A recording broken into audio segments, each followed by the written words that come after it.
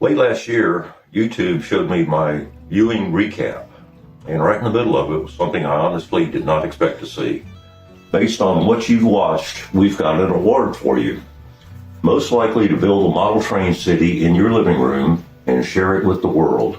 Standing here now looking at this train layout that stretches from my living room throughout my dining room, I think they may be right. And I want to show you how I did that. This video is my 2025 recap of the Little River Railroad, an HO scale mountain railroad retreat that started as bare wood and track and over the past year turned into a fully developed Appalachian-style mountain layout inside my home. I want to show you how it grew, what I learned, and why building this layout has been one of the most fascinating projects I've ever taken on. Everything started right here, Section 1. This is the original 5x9 foot layout based on the Atlas Granite Gorge and Northern track plan. I built this plan decades ago, and a couple of years back I finally moved it into my living room. This is where I learned how to carve styrofoam, hot glue terrain together, sculpt rock formations with molds. To make the rocks, I used aluminum foil molds. You just crumple the foil around a suitable rock, press it into sand, and remove the rock. Pour plaster into the mold and peel it back once it sets. It's natural, random rock texture that looks like it's been there for 1,000,000 years. And experiment with leopard spot painting and coloring techniques to bring the mountains to life. Watching bare track on plywood slowly turn into a believable mountain railroad. That's where it really hooked me.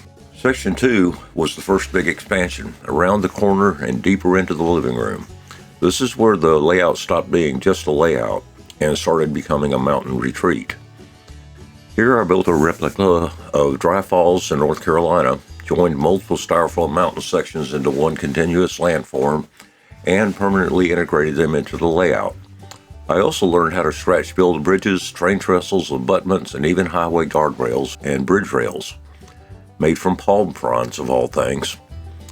This section taught me that almost anything can become a modeling material if you look at it the right way. After I finished soldering and wiring all the track underneath, I didn't realize I had two trains on powered track at the same time. And let's just say it was a very close call.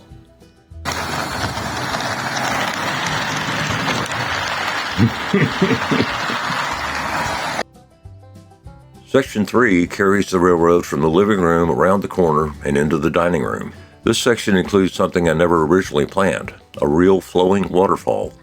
It's made from a tabletop bubbler built directly into the mountainside so it looks permanent, but it's actually removable for cleaning, with rocks hiding all the edges. So the idea is to make this removable, but watertight. It's in here.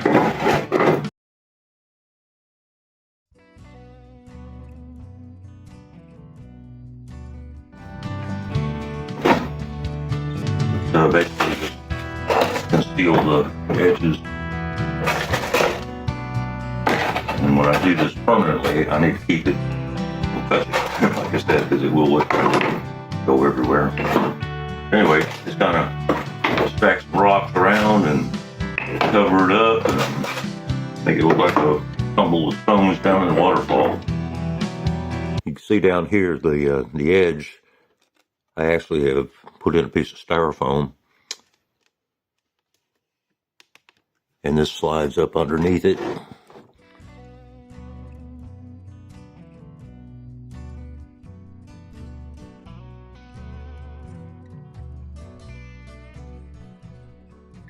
I also installed a tunnel through the mountain, completed the track work, ballasting and painting, finished the tunnel walls, and then sealed it all by installing the roof and mountain on top.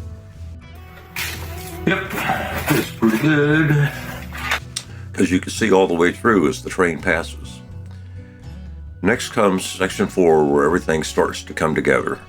This expansion will join the mountain sections, complete the remaining track work, finish shaping, molding, and painting the slopes, and add a scratch-built mine carved into the mountainside, along with a coal loading yard. This layout is still very much a work in progress.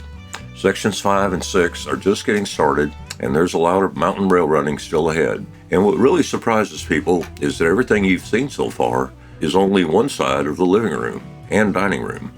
The other side of the rooms is still completely open. So this isn't the end of the Little River Railroad. It's just the end of the beginning. If you want to see how this Little River Railroad grew from bare wood and into what it is today, I've linked a few of the build videos here. And that YouTube award, it made me laugh, but it also reminded me why I share this journey. Because if building a model train sitting in your living room brings you joy, you might as well share it with the world. Thanks for being part of the Little River Railroad, and stay tuned. There's a lot more mountain railroading ahead. I hope you enjoyed this video. If you did, I hope you will like it and comment. If you want to see future videos, subscribe and hit the bell button. And I'll see you next time.